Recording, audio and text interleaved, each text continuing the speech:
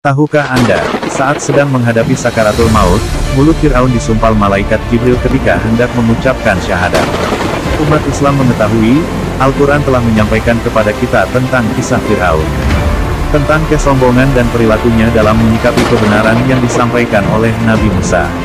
Di detik-detik terakhir hidupnya, Fir'aun sang manusia zalim yang meneguhkan dirinya sebagai Tuhan itu sadar bahwa dirinya bukanlah sang pencipta seperti yang selama ini ia dengungkan kepada kaumnya. Ia menyadari kesalahannya, bahkan ia meyakini akan Allah Subhanahu wa Ta'ala. Namun, ketika ia akan mengucapkan kalimat syahadat, tiba-tiba malaikat Jibril menyumpal mulutnya. Mengapa malaikat Jibril melakukan demikian? Apa alasan malaikat Jibril menyumpal mulut Fir'aun dengan halu bahri, yakni lumpur hitam yang ada di dasar laut?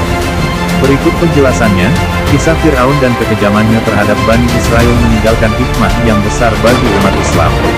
Ia tewas di Laut Merah bersama dengan tentaranya saat mengejar Nabi Musa alaihissalam, setelah Allah Subhanahu wa Ta'ala memerintahkan untuk membelah laut dengan tongkatnya.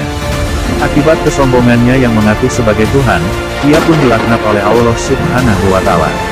Inilah yang diceritakan Al-Quran dalam surat Yunus ayat 90 yang berbunyi, dan kami memungkinkan Bani Israel melintasi laut, lalu mereka diikuti oleh Fir'aun dan bala tentaranya, karena hendak menganiaya dan menindas mereka hingga bila Fir'aun itu telah hampir tenggelam.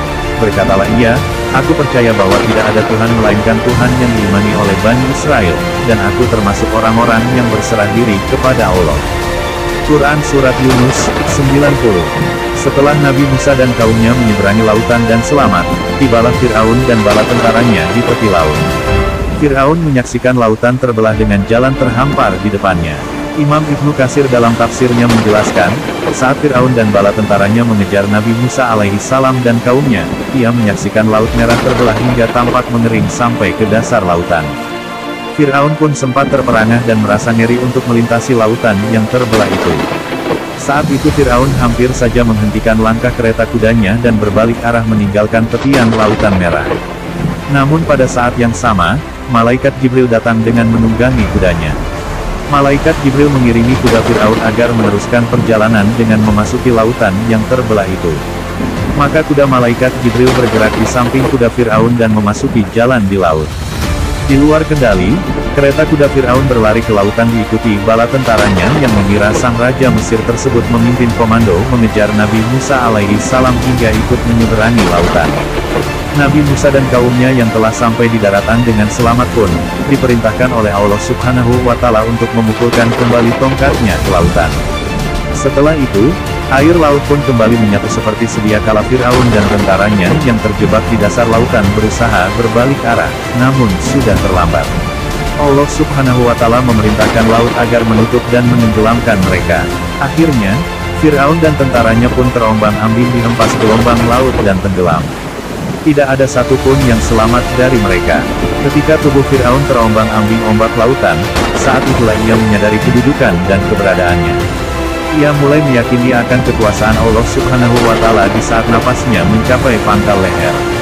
Saat itu, Fir'aun menyatakan keimanannya sebagaimana yang sudah disebutkan dalam Al-Quran Surat Yunus ayat 90. Hingga bila Fir'aun itu telah hampir tenggelam, berkatalah ia, aku percaya bahwa tidak ada Tuhan melainkan Tuhan yang diimani oleh Bani Israel, dan aku termasuk orang-orang yang berserah diri kepada Allah.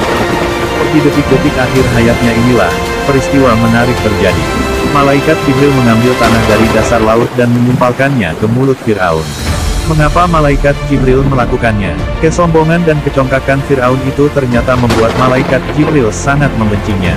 Maka ketika ada tanda-tanda Fir'aun akan beriman pada saat akan tenggelam, malaikat Jibril khawatir sekiranya Allah Subhanahu wa Ta'ala akan mengampuni dosa penguasa Mesir itu dan akan menolongnya. Maka saat itu pun malaikat Jibril langsung menyumpal mulutnya dengan tanah, agar tidak mengucapkan kalimat tauhid.